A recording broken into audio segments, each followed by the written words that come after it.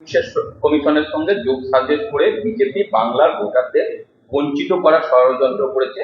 দলীয় নেতাকর্মীদের সঙ্গে বৈঠক শেষেও বিজেপি ও নির্বাচন কমিশনকে দিলেন অভিষেক। সোশ্যাল মিডিয়ায় দলীয় নেতাকর্মীদের বার্তা তৃণমূলের সর্বভারতীয় সাধারণ সম্পাদকের দলের কর্মীদের বাড়ি বাড়ি গিয়ে বিজেপির বাংলা বিরোধী মনোভাব ও বাংলাকে বঞ্চনার কথা তুলে ধরার নির্দেশ করেছে। কখনো শুনছি যে দিদি একাই তৃণমূল দলের সবকিছু দেখভাল করবেন, তিনিই দলের প্রথম এবং শেষ কথা, তার নির্দেশই শেষ নির্দেশ। আবার মাঝখানে খোকাবাবুর আবির্ভাব ঘটে গেছে। পশ্চিমবঙ্গে ভোটার লিস্ট নিয়ে শুধু নয়, সারা ভারতবর্ষের ভোটার লিস্টের কারচুপি, ভোটার লিস্ট সংক্রান্ত যা যা প্রশ্ন নির্বাচন কমিশনের কাছে, সাধারণ মানুষের কাছে বারবার কংগ্রেস তুলে ধরেছে।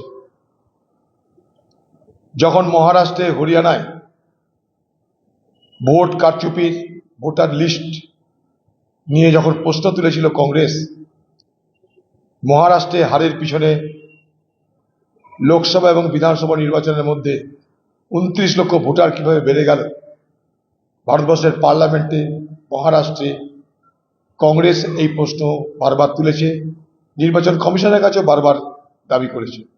সেদিন কিন্তু এই তৃণমূলের আজকের সংশোধনকারীরা কোনো মাথা ঘামায়নি।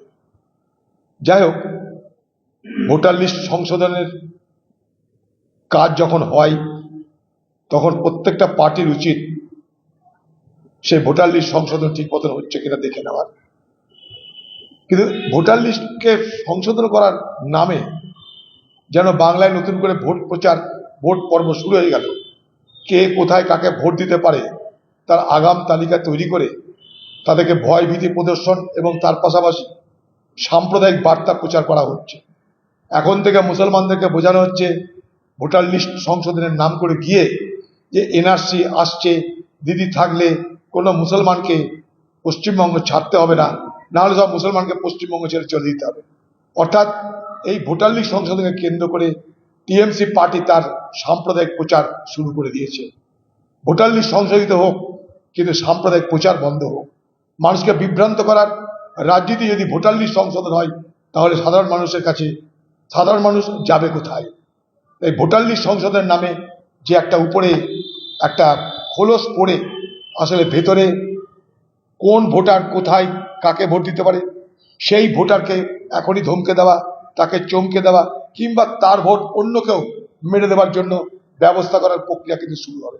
আমরা জানি, ভোট করতে গিয়ে দেখেছি, গত নির্বাচনে আমি দেখেছি বুথের মধ্যে যেখানে আমাদের এজেন্ট আছে তাদের পরিবারকে ধমকে সে এজেন্টকে সেখান থেকে সরিয়ে দিয়ে ছাপ্পা মারা হয়েছে। ভোটের ছাপ্পা তৃণমূলের এখানে প্রচুর রকমের এক্সপার্টিস আছে। তারা পঞ্চায়েত ভোট করতে দেয় না, মিউনিসিপ্যালিটি ভোট করতে দেয় না। ভোট লুট, ভোট ছাপ্পা, ভোট কারচুপি, এটা তৃণমূল পার্টির ঘরানার মধ্যে পড়ে। তাই শুধুমাত্র বিজেপির বিরোধিতার নামে তৃণমূল পার্টি এ বাংলায় ভোট সন্ত্রাস শুরু করে দিয়েছে।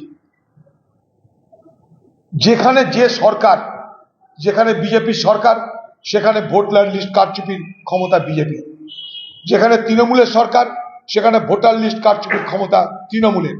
পশ্চিমবঙ্গে প্রত্যেকটা ভোটার তাদের সরকারিভাবে তাদের নাম তালিকাভুক্ত করার দায়িত্ব রাজ্যের নির্বাচন কমিশনের, রাজ্যের সরকারি কর্মচারীদের, যাদেরকে বিএলও করে পাঠানো হয়। তাহলে ভোট যদি কারচুপি হয় এই বাংলায়, প্রথম সেখানটাই ভোট কারচুপির নেতৃত্ব থাকবে তৃণমূলের হাতে। যেখানে বিজেপি সরকার মহারাষ্ট্রে ছিল, হরিয়ানায় ছিল, সেখানে আমরা বিজেপি সরকারের বিরুদ্ধে প্রতিবাদ করে বলেছিলাম ভোট কারচুপি হয়েছে। সেই প্রতিবাদ আমরা নির্বাচন কমিশনের কাছে নিয়ে গেছিলাম। বাংলায় ভোট কারচুপি যদি হয়, সব থেকে অগ্রণী ভূমিকা সেখানটা নেবে তৃণমূল পার্টি। আমরা খুব ভালো করে জানি, তার প্রক্রিয়া শুরু হয়ে গেছে। সেখানটায় এজেন্সি নিয়োগ করা হচ্ছে। এই এজেন্সিগুলো এই বাংলায় সাম্প্রদায়িক বিভাজনের রাজনীতিতে চোস্ত। গত নির্বাচনেও আমাকে এই বহরমপুর শহর হারানোর জন্য এই এজেন্সির নির্দেশে, দিদির পরামর্শে সাম্প্রদায়িক দাঙ্গা করানো হলো এবং হিন্দুদেরকে বোঝানো হলো হিন্দুরা এক হোক, এই এজেন্সির এগুলো প্রেসক্রিপশন ছিল। এজেন্সি দিদি খোকাবাবু মিলে এই সাম্প্রদায়িক বিভাজন রাজনীতি করেছিল মুর্শিদাবাদ জেলায়। আবার আগামী দিনে এই সাম্প্রদায়িক রাজনীতি করার প্রক্রিয়া শুরু হয়ে গেছে ভোটার লিস্ট সংশোধনকে কেন্দ্র করে। এই যে বাড়ি বাড়ি যাচ্ছে, বাড়ি বাড়ি যাওয়ার মধ্য দিয়ে মুসলমানদেরকে বিভ্রান্ত করো, হিন্দুদেরকে চমকাও, সব মিলিয়ে তৃণমূল আর বিজেপি তাদের মধ্যে ভোট বিভাজনের রাজনীতি শুরু করে দিয়েছে।